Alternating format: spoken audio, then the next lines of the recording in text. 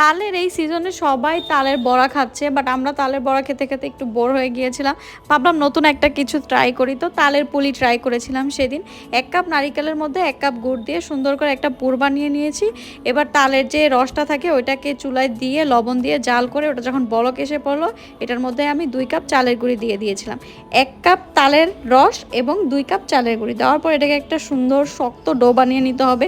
শক্ত মানে এত শক্ত না, মিডিয়াম নর্মাল রুটি বানানোর জন্য যেমন ডো করি ওরকম একটা ডো করে এরপরে বাটি করে পুলি পিঠার শেপ দিয়ে দিতে হবে। পুলি পিঠার শেপ তো সবাই দিতে পারে, আর যদি নাও পারে থাকেন তাহলে এই যে দেখেন খুব ইজি, ছোট ছোট ছোট ছোট ছোট ছোট করে এটাকে হাত দিয়ে দিতে হবে। এটা অবশ্যই দেখে বুঝে নিতে হবে। এগুলো না খুব তাড়াতাড়ি ফেটে যায়, এই জন্য বানানোর সাথে সাথে না চেষ্টা করতে হবে ভেজে ফেলার।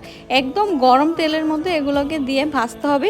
এগুলো ফ্রোজেন করা বেশ কিছুদিন খাওয়া যায় এবং 5-7 মিনিট ভাজলে উপরটা একদম ক্রিস্পি এবং ভিতরটা জুসি হবে।